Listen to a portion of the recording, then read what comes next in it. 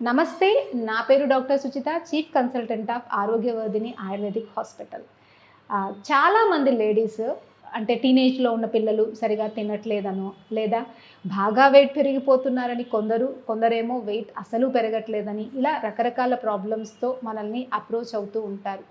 ఇంతకుముందైతే ఎవరికీ కూడా PCOD problem కావచ్చు, హార్మోనల్ ఇంబాలెన్సెస్ కావచ్చు, ఎక్కువగా ఉండేవి కావు. కానీ ఈ మధ్య కాలంలో మీ అందరికీ తెలుసు, పిల్లల ఆహారపు అలవాట్లు మారిపోయాయి అండ్ వాళ్ళ జీవన విధానాలు మారిపోయాయి. వాళ్ళ డ్రెస్సింగ్ పద్ధతులు అన్నీ మారిపోయాయి. సో, ఇలా రకరకాల కారణాల వల్ల వాళ్ళలో చాలా వరకి ఈ హార్మోనల్ ఇంబాలెన్సెస్ అనేవి మనం చాలా చూస్తున్నాం. అందుకే కొందరిలో విపరీతంగా బరువు పెరిగిపోవడం అండ్ కొంతమందిలో వెయిట్ అనేది మొత్తానికే తగ్గిపోతూ ఉండడం మనం చూస్తూ ఉన్నాం. అయితే వెయిట్ పెరగడంలో చాలామంది ఇప్పుడున్నటువంటి టీనేజర్స్‌లో మితిమీరిన వెయిట్ అనేది పెరుగుతున్నారు. దీనికి మెయిన్ కారణము హార్మోనల్ ఇంబాలెన్స్. సో, ఈ హార్మోనల్ ఇంబాలెన్సెస్ జరగడానికి మెయిన్ కారణము వాళ్ళ ఇర్రెగ్యులర్ ఆహారపు అలవాట్లు.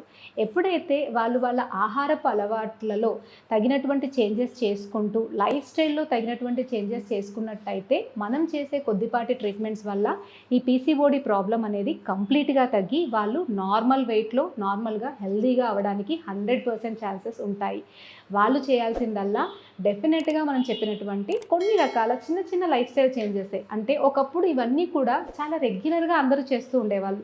కానీ ఇప్పుడు మనం వాటిని స్ట్రెస్ చేసి చెప్పాల్సొస్తుంది. అంటే పొద్దున్నే లెగవడము, నైట్ తొందరగా పడుకోవడం ఎంత ఈజీ పని.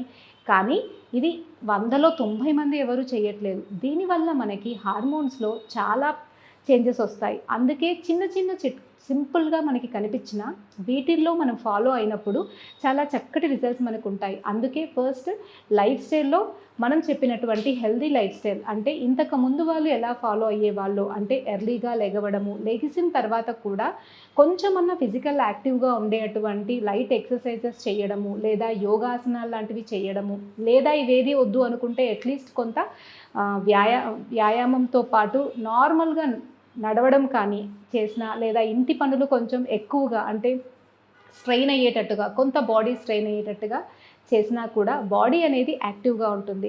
ఎప్పుడైతే మనము ఫిజికల్గా యాక్టివ్గా ఉంటామో టోటల్ బాడీకి మనకి సర్క్యులేషన్ అనేది బాగా అందుతుంది. దానివల్ల మన హార్మోన్స్ కూడా చాలా బాగా ఉంటాయి.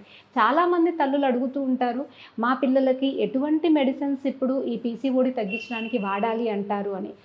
బిఫోర్ మెడిసిన్స్ కన్నా ముందు వాళ్ళ ఆహారంలో ఎటువంటి మార్పులు చేయాలి, వాళ్ళ లైఫ్ స్టైల్లో ఎటువంటి మార్పులు చేయాలి అన్న ఆలోచన ఉండాలి. ఎందుకంటే నార్మల్గా ఎప్పుడైతే మనము హెల్తీ లైఫ్ స్టైల్ ఫాలో అవుతూ మంచి డైట్ని తీసుకుంటూ ఉన్నట్టయితే చాలా వరకు ఎటువంటి మందులతో, ఎటువంటి చికిత్సలతో అవసరం లేకుండానే చాలా పెద్ద పెద్ద ప్రాబ్లమ్స్ అని చెప్పబడినటువంటి ఫైబ్రాయిడ్ యూట్రస్ కావచ్చు, పీసీఓడి ప్రాబ్లమ్స్ కావచ్చు, ఇరెగ్యులర్ బ్లీడింగ్స్ కావచ్చు, చాలా చక్కగా తగ్గించుకోవచ్చు.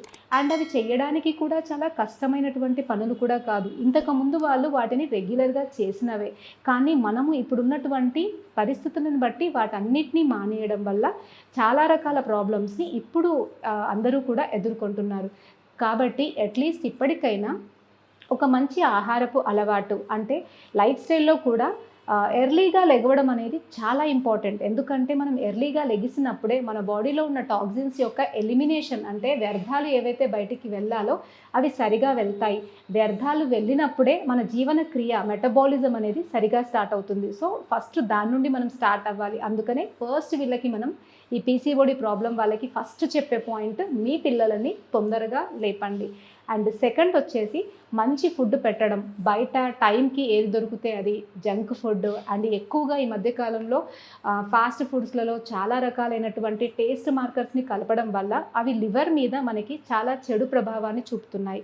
దానివల్ల కూడా మన డైజెషన్, మెటబాలిజం డిస్టర్బ్ అవ్వడం వల్ల కూడా మనకి ఇలాంటి హార్మోన్ ప్రాబ్లమ్స్ వస్తున్నాయి. కాబట్టి వీలైనంత వరకు ఇంట్లో చేసినటువంటి ఫుడ్డే పిల్లలకి అలవాటు చేయడము సెకండ్ స్టెప్. అండ్ థర్డ్ వచ్చేసి నార్మల్గా ప్లాస్టిక్ అనేది అందరికీ తెలిసిన విషయమే. ప్లాస్టిక్ వాడకము అనేది ఎంత వీలైతే అంతవరకు తగ్గించడం అనేది ఈ పీసీఓడి ప్రాబ్లంలో చాలా ఇంపార్టెంట్.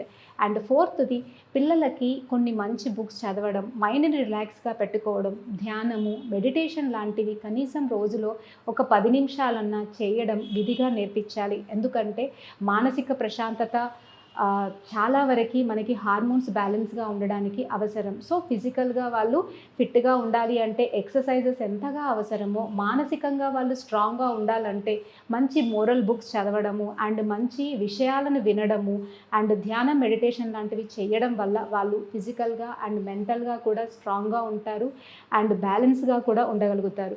సో ఇలాంటివన్నీ ఫాలో అవుతూ వాళ్ళు ఈ పీసీఓడి ప్రాబ్లమ్స్ని చాలా ఈజీగా తగ్గించుకోవచ్చు.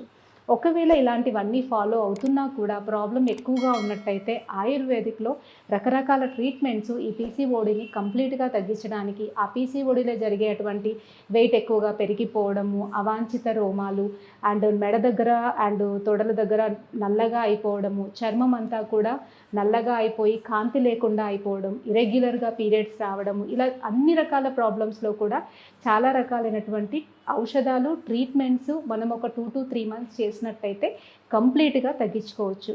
అండ్ ఇంట్లో కూడా రెగ్యులర్‌గా పిల్లలకి మీరు ఎర్లీ మార్నింగ్ లెగవగానే నెయ్యితో ఐదర్ పాలల్లో వేసి ఇవ్వడం లేదా ఫుడ్ అనేది నెయ్యితో పెట్టడం వల్ల డెఫినెట్‌గా వాళ్ళ హార్మోన్స్ అనేవి చాలా వరకి రెగ్యులర్‌గా బ్యాలెన్స్ అవుతూ ఉంటాయి. సో ఇలాంటి చిన్న చిన్నవి మీరు ఫుడ్‌లో ఫాలో అవుతూ వాళ్ళని కరెక్ట్‌గా గైడ్ చేసినట్టయితే ఇటువంటి పెద్ద పెద్ద ప్రాబ్లమ్స్ అనేవి వాళ్ళకి రాకుండా హెల్తీగా ఉండగలుగుతారు.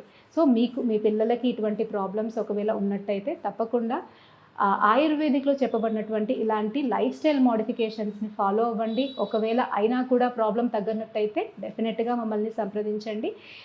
చిన్నపాటి ట్రీట్మెంట్స్ తోటే చాలా చక్కగా ఈ ప్రాబ్లమ్‌ని మళ్ళీ కంప్లీట్‌గా రాకుండా మనం తగ్గించుకోవచ్చు. Thank you.